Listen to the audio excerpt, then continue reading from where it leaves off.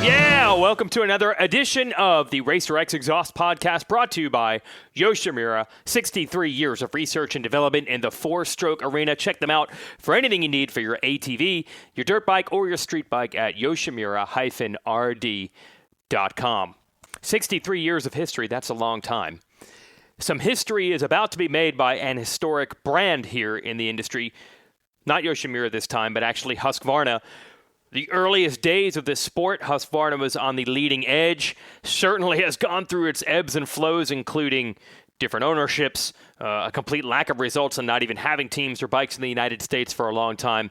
The brand reborn under ownership of the KTM Group a few years ago, and now they have gone straight to the top. We could just be days away from Jason Anderson clinching the Monster Energy Supercross Championship for the Rockstar Energy Drink Husqvarna team. It's a much more complicated story than that, though. Anderson has only ridden for this team throughout his pro career, but back then they were actually on Suzukis. They had a brief foray with KTMs, and now this team is about to ascend all the way to the top with the most coveted prize in dirt bike racing. And oh, by the way, they also have Zach Osborne winning the 250 Motocross and the 250 Supercross championship last year and looking to defend those titles this year. For some reason, I feel that this team doesn't quite get the credit they deserve for that type of performance. For example, you're going to hear some rich guy come into the sport a couple of years from now, and he's going to say something like, hey, man, we're going to start small, but maybe someday we'll be where JGR is, or where an RCH was, or Rocky Mountain ATV MC team. This is the team that actually has the model. They did it. The Bobby Hewitt-led team, which actually started because Bobby's son, Hunter, was a very good amateur rider. He formed a team around that. They started on the amateur side. They moved to the pro side. They eventually got a little bit of factory support, first from Kawasaki. That went away. Actually, Kawasaki needed extra money to sign Chad Reed back in 2010. They moved over to Suzuki. They had become temporarily Suzuki's 250 factory satellite team. Then Roger DeCoster left. Suzuki was pretty much running out of funding, so they got kicked to the curb, and they were actually running a privateer Suzuki effort when they put together that dream 2013 season when Davey Millsaps nearly won this 450 Supercross championship. KTM called up with some support at the end of the year, starting with the 2014 season. Then as the Husqvarna brand revamp came online, they switched over to Husky, and here we are now in 2018 with Jason Anderson and the Bobby Hewitt-led Rockstar Energy Husqvarna squad about to hit the highest of heights.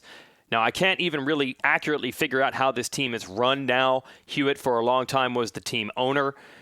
Now he says the team is owned and operated by Husqvarna, but unlike other team managers in the paddock, he is not a full Husqvarna employee. Why? Because Bobby's an entrepreneur, and he says he just knows he cannot work for other people. He's going to do it his way, whether they like it or not. But his way has turned out to be the best way. He has taken one rider, Jason Anderson, and taken him from the very beginning of his pro days, which were terrible, by the way, so bad that the team actually had to send Anderson home to get his head straight and to get in shape. That's how bad it was as a rookie. The program worked. Anderson improved. He came back. By his fourth professional season, he won a 250 Supercross title. Now, by his fourth season in the 450 class, it looks like he's going to win a 450 championship. And that timeline, 4 years in each class, is not an accident. That is the exact roadmap that Bobby Hewitt has put forward for all of his riders. Why? Because of his background in business. He says he's a numbers guy. He knows exactly how to play this game when it comes to looking at the maturity and developing people, be they employees, be they riders. when Anderson hoists the number one plate over his head, he's going to get the accolades and the attention, no doubt about it. But this is just as much about his team ascending to the top as it is him. Anderson will tell you that. They've worked together in lockstep to get here, and Anderson has said he doesn't ever want to ride for another team throughout his pro career, and he has a 3-year contract extension now on top of this season, proving just that. So as much as we want to learn about the forthcoming new Supercross champion as a rider, I think it's also key to learn more about the man behind the scenes that helped make this happen. So after the Foxborough Supercross, which was a day race, so we had a little more time when the race was over, I approached Bobby Hewitt. He brought me inside the lounge of the team semi, opened up a cooler of beverages. Maybe they were Rockstar energy drinks, maybe not. Everyone else was busy cleaning up the truck and getting the bikes packed up and leaving. In fact, if you listen closely in the background, you'll hear Jason Anderson in the back joking around with his team, because that's all Anderson really ever does. He's just always joking around. Everyone's always busting on each other inside that truck. So you hear some of that bluster in the background while Bobby and I rap about all things poetic, that this journey with Jason Anderson has now come full circle and it's reached the highest of heights. You'll also hear in the background the rumble of the generator. That's one constant when you go inside a team semi at the races. You'll always have conversations with that deep undertone of a generator running. So I feel like with Bobby and I here, recording it inside the lounge, hearing the other team members and the riders in the background, hearing the generator, this is a real inside feel of what it's like to hang out at the races and have conversations at the racetrack. It just happens to be one of the best conversations you'll hear in a long time. And I even got to have my Barbara Walters moment where I actually got Bobby Hewitt choked up, and he was so ready to cry at the end of this one that he couldn't even get the words out. So I think that's on my bucket list just as much as it's on his bucket list to win this title, which should be coming at Salt Lake City. They're probably going to be pissed that I'm talking about this before it's actually happened. Maybe this is a jinx of some sort. I sure hope not, because this is a great podcast and it's a great story, and it'd be really neat to see this dream come true. Listen closely, by the way, at the very beginning of this one, you'll hear the cracking open of a cold Rockstar energy drink. All right, here it is, myself and Bobby Hewitt. This is interesting in so many ways. I should use the cup. This is interesting in so many ways for your team, because everybody's pumped on him. He could win his first title, but this is your team also, by the way, making it to the top of the mountain with a guy that you've had since his first day as a pro. It's a pretty amazing overall story if it works out. Thank you for clarifying. Yes, if it works out. I know. But that's a pretty big full circle thing, and you've won titles before, but this is the Mecca right here. Yeah. So that's amazing that it ended up being this guy, potentially. Yeah. Makes it happen. I said I still have 2 titles on the bucket list, so Yeah. Yep. we'll see. Still got 2 rounds, so. But, it's like I told you earlier. We haven't changed anything. Right. We're still the same as we were, last year when Zach was winning. We keep it pretty light.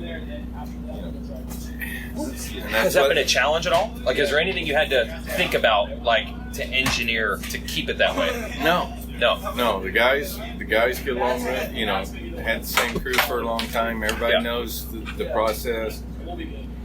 Everybody gets their 10 minutes on me. I get my 10 minutes on them. I mean, it's just because I was just telling Preacher that I said, I've got a 33-year-old, 22-year-old, and 25-year-old. So kind of understand from a dad. I said, you got to remember they're kids. Jason, you can't put in a box. I mean, you try putting him in a box, he'll be miserable. Zach overthinks stuff. He gets really angry, so you got to kind of keep him cool. They put enough pressure on them themselves, so you have to let them be kids and think about it. I mean, they come out, they're 18, 19, 20, and they got to perform at the highest level with probably the lowest ability of mental stability that they could possibly have at that time. Okay, yeah. So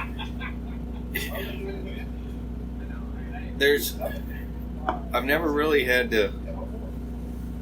It's been really easy from the rider standpoint. I mean, just keeping it light. I let them. I mean,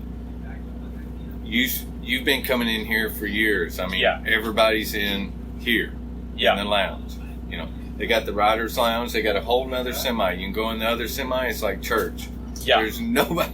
Everybody hangs out in here. Everybody jokes around. We all watch them. It's just, that's the way it's always been. I'm quite shocked, actually, how well your team functions that way. Like, they're just busting on each other. You wouldn't really even know this is a professional, athletic, super important sport when you see people hanging out in here. It just seems like dudes hanging out, busting on each other. I mean, and even when I've had, you know, it's like when I brought on Christoph, everybody's like, oh, no. Oh, yeah. Christoph slipped right in there and just, you know, he would give it just as much as he'd take it. And it's just, that's, I think it's important. I mean, it's really important to kind of, I always tell them, look, you don't have to be perfect all the time, but you got to be perfect when it's time. That's my motto. And, you know, when it's time to play, like at the end of the season, I just met with Mosman, you know. I can see moments of greatness with him. I mean, there's some things that we need to work on. And I said, when a race is over, it's over. You got to put it away. Mm-hmm. Same way with Supercross season, you know. When it's over, it's over. You got to forget about it and move forward. And I wish I could say I was smart enough to figure that out a long time ago, but actually my son's the one that, you know, I knew the pressure that I put on him. Yeah. You know, because I knew that it reflected on me, and I probably put too much pressure on him that, you know, it's just, like I said, they're kids, and it's not like a 40-year-old man handling pressure. Yeah. You know, you got a kid that, shit, all they want to know is his son coming up tomorrow, and what are we doing? So yeah, I was going to ask that. Does your experience being a racer dad and already having dealt with someone who's now a little older, went through that whole age range, has that helped? Oh, now, absolutely. Yeah. Absolutely. I mean, to go all the way from 60s all the way through the pros. Right. You know, watching moto dads, you know, yell and scream, and, you know, even on the pro side. And a lot of times, you know, my conversation is with the parents. Yeah. But at least I can relate to them. I can relate to them as a parent. I can relate to them as a moto dad. Yep. You know, I can relate to them as a rider. You know, all of those things play a part, because whether you're a mechanic, a rider, a mom, a dad, you know, team owner, OEM, you look at it from your perspective. I tell the guys all the time, I go, look, not every decision I make you're going to agree with, but I look at it from mechanic side, racer side, owner side, parent side, and then I make a decision based on what's good for the program. Yeah. It's that simple. And having really good guys. I mean, I love my crew just like they're part of the family, and I tell everybody I got like 15 kids. So, because I'm the old guy. Were you a gnarly mini bike dad at one point, or amateur dad, or whatever? I wouldn't say that I was gnarly, but I was, you know, I was probably like Big Mike, Jason's dad, probably the best moto dad ever. He doesn't give a shit about any of it, you know. Mm-hmm. Hey, if you want to ride, and if you don't. But and he's still that way today. I mean, he's really good. I think as a moto dad, I wasn't too far to the left. Yeah. But, you know, there were times, I mean, you want your kids to do well, and you're trying, but looking back, probably more so than I should. If I had, I tell everybody, the whole racing thing, the 15 years, 16 years I've been doing it, if I could do one thing over, I wish I could do that over. It would be a blast, because, you know, it was always stopwatch, it was always on the track, you know, not trail riding or going and doing other things and just keeping it light. But when you're at that point, you know, you think an 85 championship is really, really important. I see. Yeah. And it's not. Right. You know, I mean, you want to do well, you want to progress, but, you know, it's not the end of the world. And I wish more parents could look at it from that perspective. It's like, okay, we got to. It's like I just told Mosman, and I've told Dean, because Dean hasn't obviously had the Supercross season that he wanted. Yeah. Excuse me. I said, this industry has such a short memory. Yep. I said, you could go outdoors and kill it. Yep. And you'd have every team in this paddock calling you. That is true. And wouldn't even remember what you did in Supercross. It's the same way for many dads, many moms is, you know, when you turn pro, they don't look and see, oh, he was an 85 champion, you know, or he's on schoolboy champion or any of that. It's at the end of it. You could kill it your very last year in there, and you'd have every guy calling you. Right. So don't dwell. Don't dwell. Try to look at the big picture. Yeah. And the long-term process. That's like I tell them, if you're going to sign a rookie, you need to be willing to commit to that guy for at least 4 years. You know, his last year as amateur and 3 years of pro. I mean, if you truly believe in him, you need to mentally and financially and everything, you've got to go, okay, you look at AC. Yeah. You know, Mitch is stuck with him. Yep. He knows he has the potential. He hasn't had, you know, the career that everyone thought he was going to have coming out, but you know it's there. Mm-hmm. You know, it's just putting all the pieces of the puzzle together, and you have to be willing to do that, and if you're not, then you're just wasting your time. Well, we thought with this guy it was a no-brainer. Like, he was super good. He was an amateur, killing it. It's like, I was like, oh, dude, this guy is right there with Tomac, Barsha, all those guys. This is a no-brainer. This is a can't miss. And then actually did get messed up. But did you have the multiple years thing in your mind the whole time, or did you ever start to really get worried that it wasn't going to work? No. I've never wavered from that. It's when I sign a guy, I believe that he has all the tools necessary and he has the ability. Yeah. You know, it's keeping him in that and being able to help them through the good.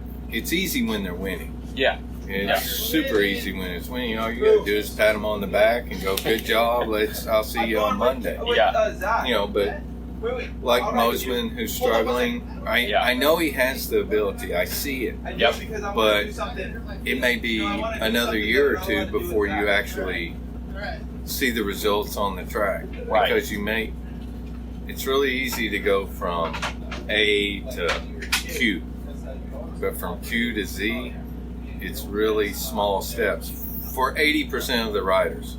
Yeah. You know, you have your Villapotos, your Carmike, you know, you have the anomalies. Yep. But for the most part, it's really small gains. And even with Jason, you know, you look at it 4 years in there. It was. Yeah. 4 years, you know, it's just little small gains that you see, because to compete at that highest level for the championship, it doesn't happen overnight.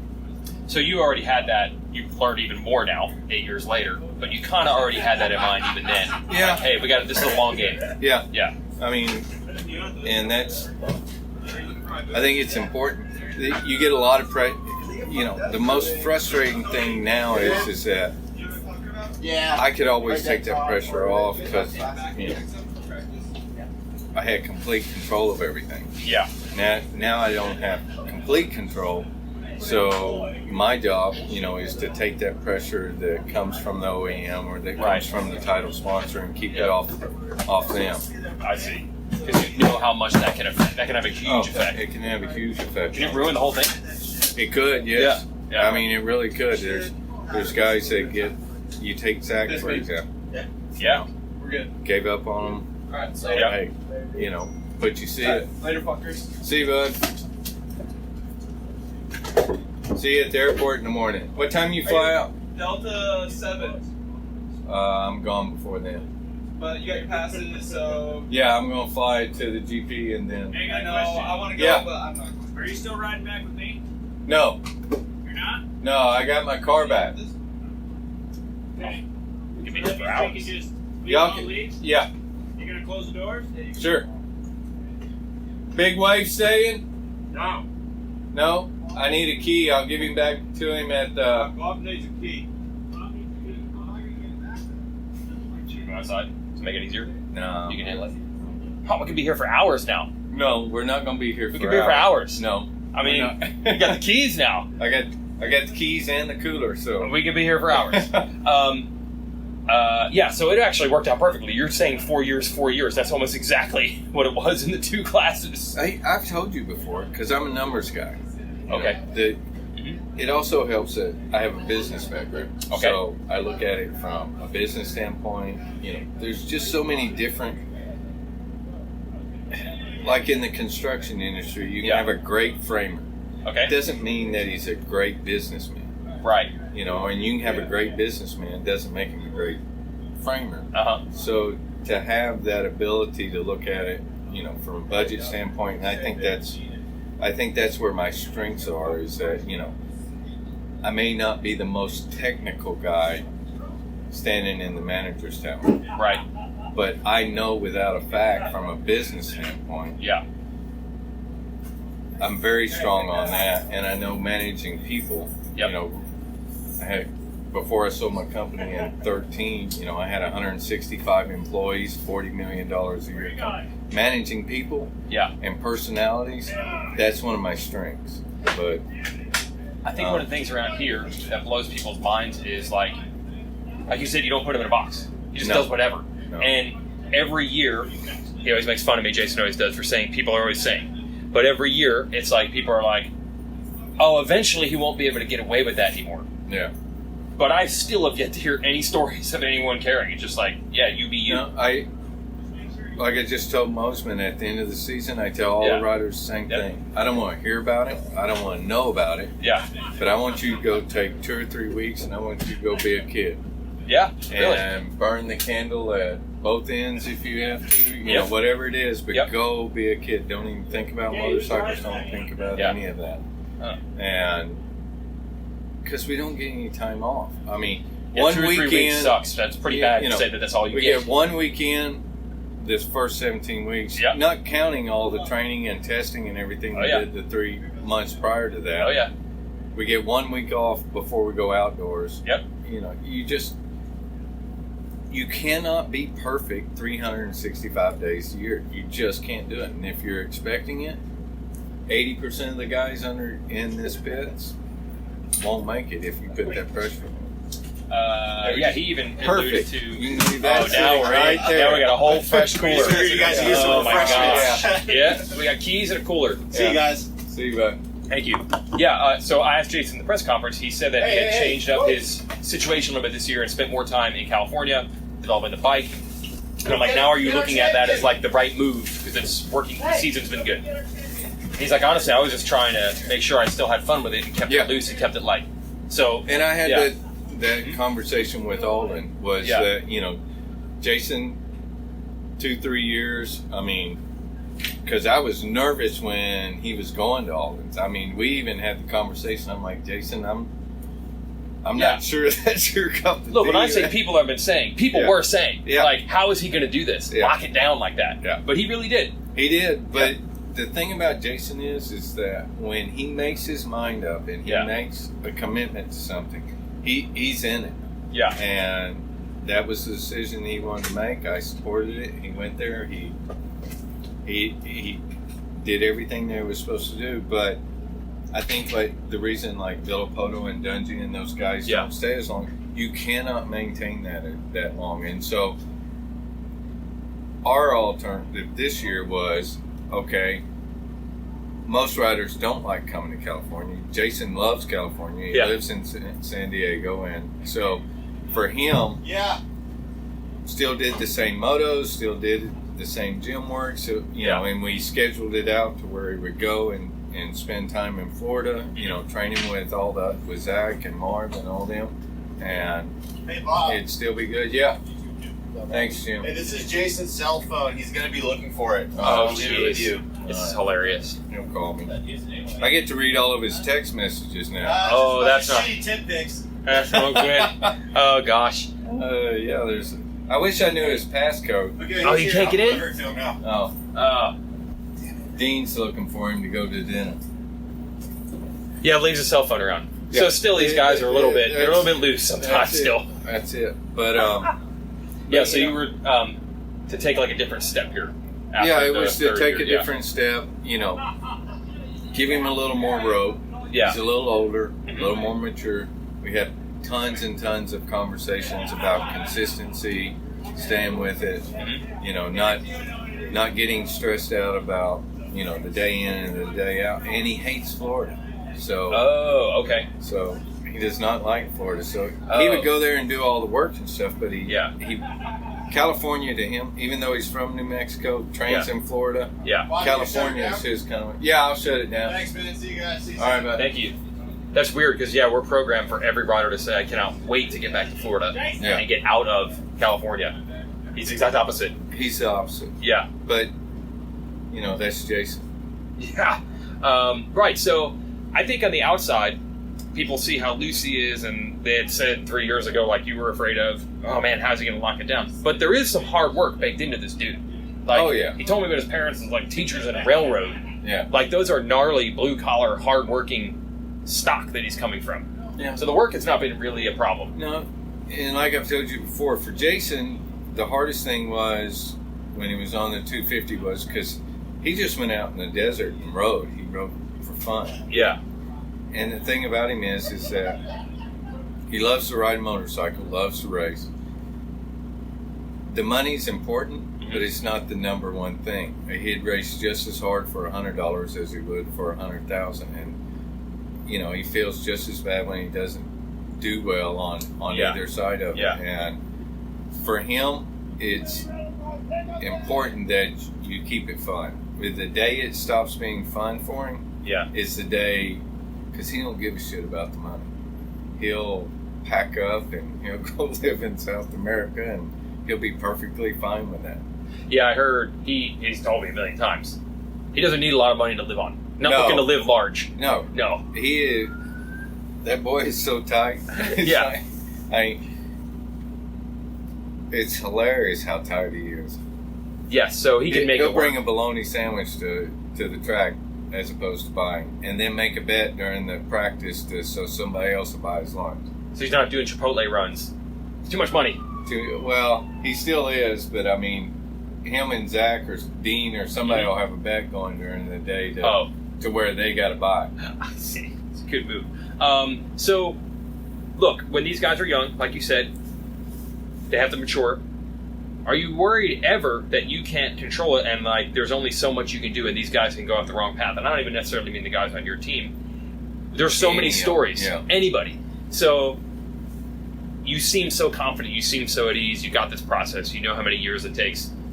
But are you still worried at times? Like, man, there's only so much I can do. Absolutely. I've got a very talented rider coming up. I mean, Jalik Swole. Mm-hmm. I tell him he's the second coming of Jason. I mean, but it's surrounding him with the right people and the right processes. And, you know, I've got him with Timmy. He's got Brandon, who's his mechanic, is very, you know, important in his program. He's got Marty. Yep. That's also training With Timmy, there. yeah. And so, you know, but he has a tendency to want to drift and stuff. It's like the school. You know, I paid for his school for him to be able to continue and do that. Really? And he didn't score. He scored high enough on the math to be able to graduate. Yeah. It was the only thing that the score was low. Or he could stay another semester, retake the math. Yeah. And then graduate at a higher level, and I made him go back and do it. Which he's doing right now. Well, what I was going to say, it doesn't necessarily affect anything on the track. So No, why nothing. is that important to you? Because after, when this is all said and done, they got to go in the real world. This has nothing to do with racing. You're not even Nothing saying to do- like that no. discipline or organization is going I've to help told you him 2 years from 1,000 now. times. Really? School is important. Yeah. I think it should be part of being a pro. You know, that you graduate from high school at least. Yeah. I think that you have to have scores on your math, your English, your science, your history at a certain level, and if you don't pass that, you don't get your pro license. Because think about it, all the riders that have gone through this, all the homeschooling, all the training facilities there are, they put that shit to the side, and when it's all said and done, again, being a parent who made the same mistake, And I did it better than most. I mean, I had a full-time tutor, traveled with us, but I see the struggles that my son has to go through, Right. having to go back to school. Yep. The self-confidence very confident within the industry. Yeah. Outside the industry, in the corporate world, Yeah. not so much. Mhm. And so I think it's really important. I make it mandatory.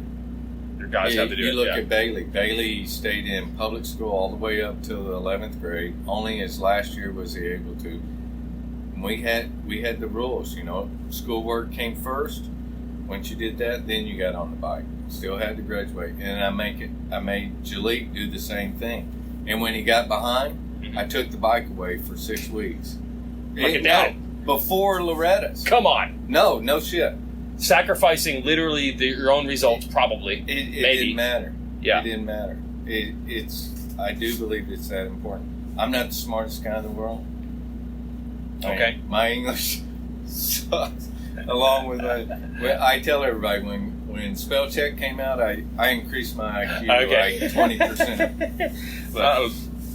What is your motocross background? Like, we first knew you as a guy who had a team and his son rode for the team. Were you watching this or part of this way before that, or no? I rode motorcycles all my life. You did? Okay. And raced up Yeah. until I was about 18. Okay. Never even.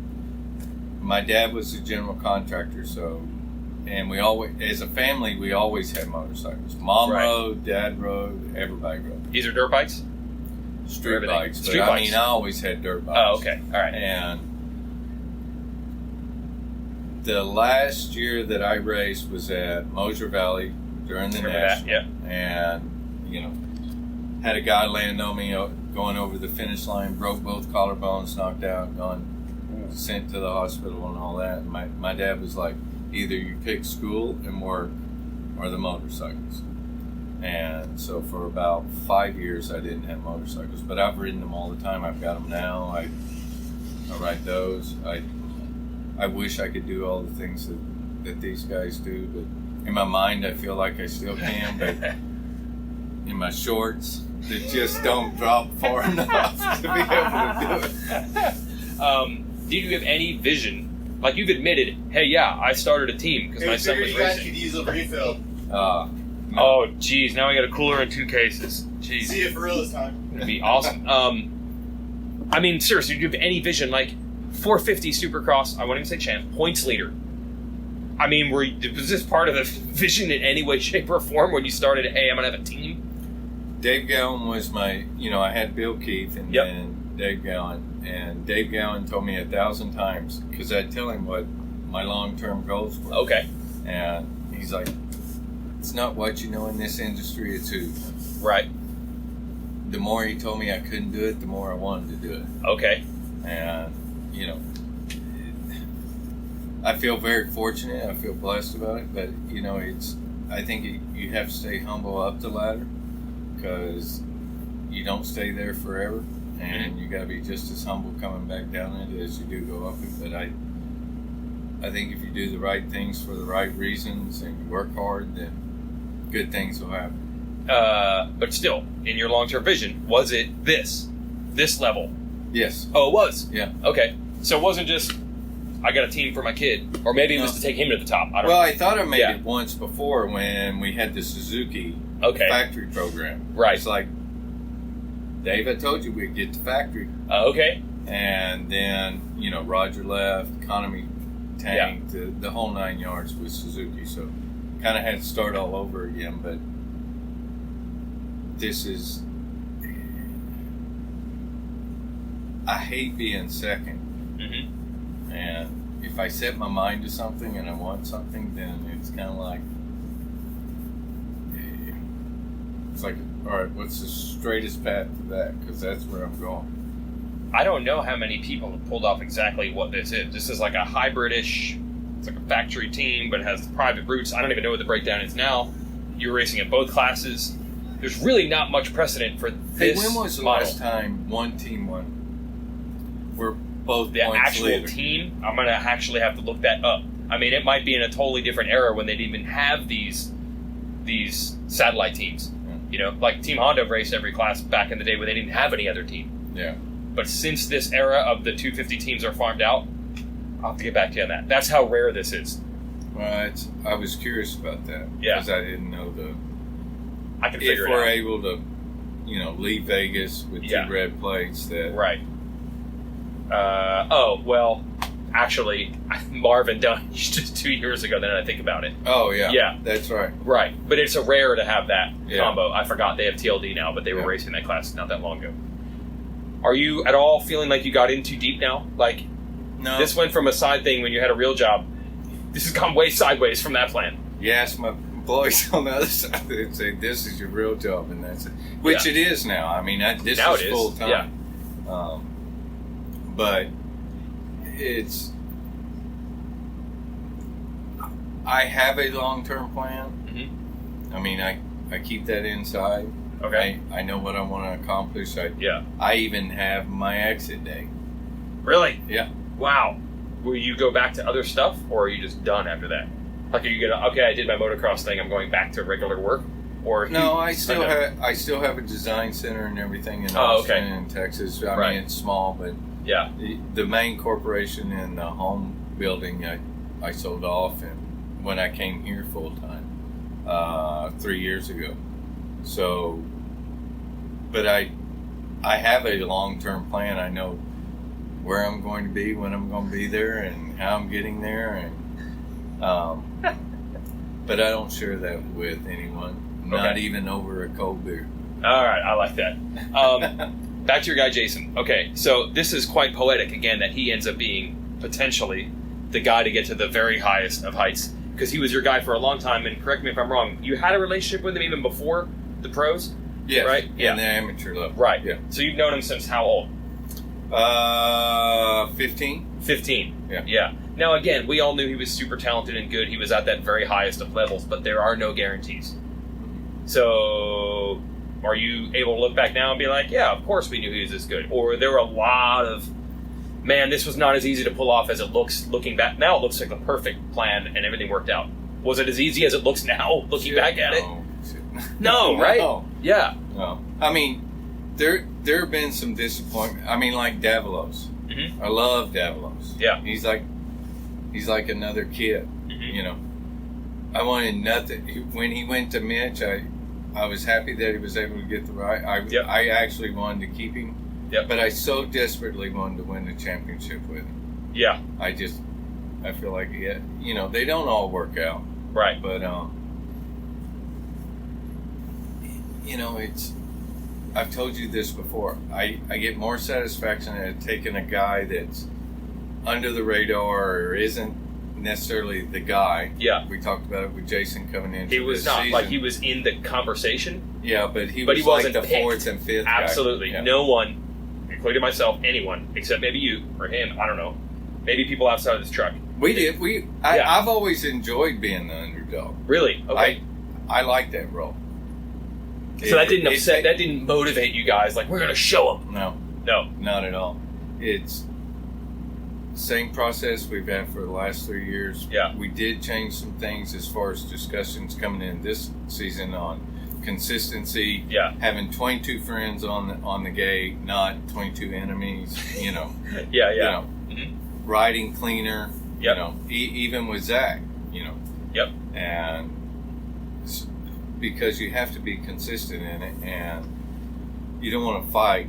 You know, you don't want to have to put on the boxing gloves every weekend just Yeah. because everybody's trying to take you out or trying to get revenge from the week before and things like that. So those were the main things that we talked about during the off season coming into the season was being consistent, try to keep it clean. You know, let's make passes and just, stay consistently on the box. If we can do that, Yep. again, going through the numbers, look, Numbers guy. Numbers guy. people lie, numbers never do. I like it. And 10 years of history, I can show you if you finish here, here, and here, even 8 races ago, I said, here's how many thirds we need, here's how many seconds, here's how many firsts, Jeez, here's how Bobby. many fourths. If you do that, guaranteed. Wow. Yeah, there's a number at the end of the Based season. on 10 years of history. Right. But that's the business side of it, not necessarily, hey, you got to win every weekend, because you don't have to win every weekend. It's a little different now because he ended up with this giant points lead. Almost like in 3 weeks, the whole series got turned upside down. Where like 3 second place guys got hurt.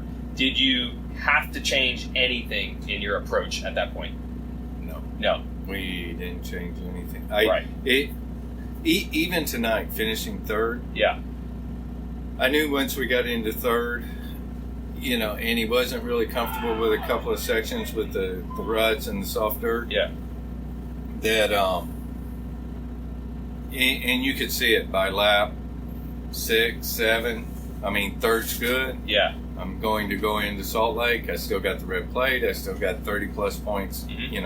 On because he sees the bigger picture. Yeah. And then even the last 25% of the race, he even backed it down more because he didn't like the ruts on the triple. He even rolled it twice. Yeah, he said he was going double single. Yeah. Yeah. I mean, I'm on the radio going, are the rest cross flags out? Because Jason's rolling the triple. But, that's where the maturities come, and that's where being on that. But seeing the bigger picture and not just seeing today. Now, I would have liked him to maintain the lap times he was earlier in the moto, because I felt like when Tomac caught Marv, which I felt like that he would get to him, that what happened tonight would happen, and then we could capitalize on that opportunity. That's the only thing I was upset about, and that was the only thing that I talked to him about afterwards, that you never know when that opportunity may come on the last lap. So, don't back it so far down. Yeah. I understand the big picture, but I feel like we had an opportunity, as opposed to losing 5 points. Maybe we only lost 3. And if you stayed a little closer, we might even have had the opportunity for the win. Because of both those hit, they kind of got hung up, and if you'd have been there. But other than that, but it always ends with, good job. Still got the red plate, still got the red points. So you didn't have to have these like, hey man, let's not get ahead. Like in February when they have a big points lead, you didn't have to say like, hey, that's 8 weeks out, don't think about this, or any kind of coaching, or everybody's. I'm shocked at how low drama this whole process has been, because I've heard other riders in this situation say, oh my God, when I had the point seat for the first time, I had no idea how much pressure and attention and phone calls. Talked about it. Really? We never didn't need to. Didn't need to. We just. Yeah. You've been in here 1,000 times. I know. That's why I'm shocked. Like, it's the same thing it's always been. 4th in points, 3rd in points, 1st in points. Same process. Bizarre. Yeah. What do you do this week? This week? Yeah. I mean, okay, look, I hate to tell you this, but you can wrap it up next week. I don't know if you're aware. You're a numbers guy, okay? You could wrap it up. Really? You could wrap it up. It's looking good. Yeah. So I've gotten a lot of phone calls on, hey, we're coming to Salt Lake City, but yeah, we don't even talk about it. Really? No, haven't talked about it. Not going to talk about it. This is the first time that I have spoken about it. I tried to wait as long as I could. Yeah, after 6 o'clock, but well, no, I mean, I waited to round 15. I did my best for you. Yeah, but it's if it happens next week, great. If it goes to Vegas, we'll go to Vegas. Yeah. And this week probably will be the hardest week for Jason not to think about. Sure. Because he could wrap it up. But, we know, even if we don't talk about it, he may seem easygoing, but that's the smartest son of a bitch that you know. I mean, he is very intelligent. He knows the numbers. He knows it. I don't have to tell him. I see. I know that he knows. Yeah. And we just don't talk about it. And same way with Zach. Yep. Zach knows exactly where he's got to be, exactly what he's got to do.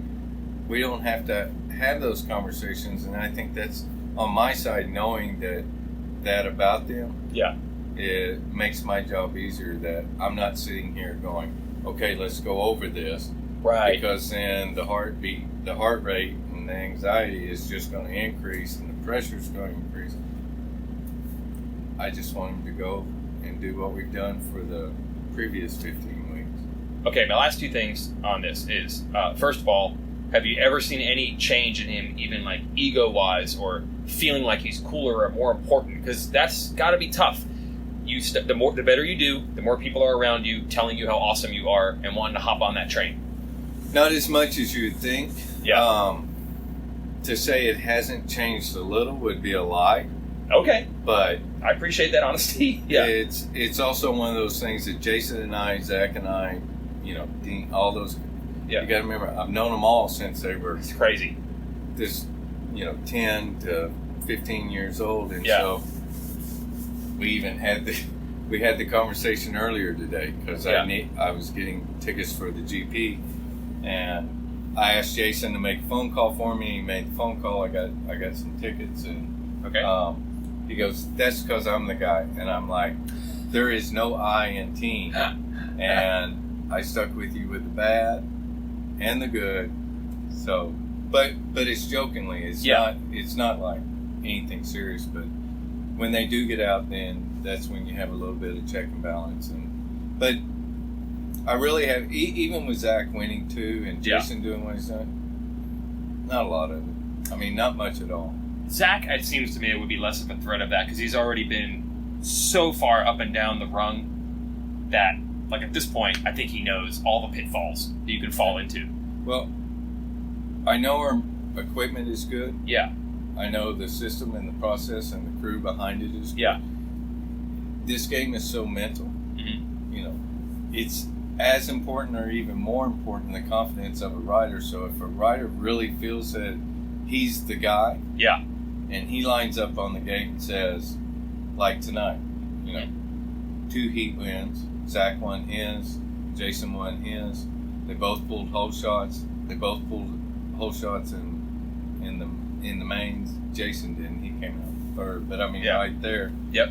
In fact, I think Jason did get the hole shot. Officially, maybe. Yeah. I think he Yeah, did. it But got a then he little got crazy. pushed around a little bit.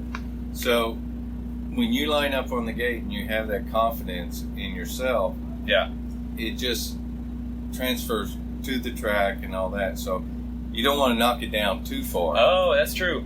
Right. You want them to maintain that Right. that confidence. And either I'm really smart or really fortunate. I don't know which, but I haven't had this problem. I mean, I just haven't. I have more problems on the corporate side and the sponsorship side. It's like I told you earlier. Saturday, easiest day of the week. Amazing. Okay. How proud are you of this guy? Like, to have known someone that long, to have worked with someone for that long, to have gone from here all the way to the top, maybe, potentially. It's got to make you proud. You're saying these guys are like your kids. This is quite a process. You didn't just buy some free agent hotshot because you outspent everybody, and then you won a title the next year. Yeah. Like, you have a real relationship here. Got to be proud. Look at that. You can't even say it. You're just smiling. Just huge smile. No, Proud papa. I love that. That is amazing. Do not. That is amazing. Is he gonna cry? I can't. I'm not. I won't. He's almost gonna cry. He is. All right, we did it. That says it all right there. There it was. Bobby Hewitt, this championship, and really thinking about bringing Jason Anderson, working together to reach it, how much that means to him. It actually choked him up, and he wanted to start crying. And there was nothing to be ashamed of. In fact, we need that, because I don't believe we're going to get that type of reaction from Jason Anderson, who's just going to go party with his buddies, especially in Vegas. Ironically enough, the number 21 likes to play some blackjack, and who knows what else he's going to do when he's out there celebrating. I don't think we're going to get sadness and tears from Jason Anderson. So thank you to Bobby Hewitt for showing us just how much these championships truly mean. Now, when we were done with the recorder, we were done with the interview, but Bobby just kept going on, and I learned a ton about parenting. He gave me some great life advice. The voice you hear there at the very end, the female voice, that was Samantha, one of his employees, and she said, yeah, I mean, he's just a fountain of wisdom. So Bobby's a great reference and a great resource to have at the track, just as a person, as a businessman, not just someone that knows racing very, very well. But at this point, can't really question the racing part, because his team is about to get all the way to the top in both classes at the same time. And to think that they actually started out as an amateur team, it's just absolutely amazing. Plus, if Jason wraps up the title this weekend, we can finally move on from discussing the pass, which I thought was awesome and exciting. I love that kind of drama. But here on a Wednesday afternoon, I'm over it. It's been discussed to death. It's been discussed to its disgusting. We're going to move on until Eli hits Marvin back, and then I'll be excited about talking about it again. But for now, the focus is going to go back to Jason Anderson and this title. You can also focus on Yoshimura-RD.com. 63 years of research and development of four-stroke exhaust systems for street bikes, for dirt bikes, for ATVs, anything you could think of that needs a four-stroke exhaust on it. Well, I guess outside of a car or a truck. But, man, I'm tempted, actually, to do that. That would be cool. Yoshimura pipe on there. All right, we'll think about that for next week. So big thanks to Yoshimura. And by the way, just as Bobby Hewitt has seen a dream come true by taking his amateur team, his privately owned team, getting factory support, and going all the way to the top of Monster Energy Supercross, I have also had a dream of mine fulfilled. We have started the Racer X, as I like to call it, play on words, T-shirts designs. You might have seen on social media on Monday, we're selling a shirt that says "Get a Grip" with a picture of a torn grip. Yeah. Sound familiar? As if ripped right from the Saturday headlines? So check it out, racerxbrand.com. Get the Get a Grip shirt. I can think of a rider who wishes he had a grip at the end of that one, and another one who had that grip thrown in his face. So that's our new T-shirt line. We'll have cool stuff every Monday after the races. If you're an insider, if you're cool, if you're smart, if you're down, if you're with the posse, with the clique, you'll know what those T-shirts mean. You'll wear it. You'll be proud. That's it for Racer X Exhaust, brought to you by Yoshimura. We'll see you next week.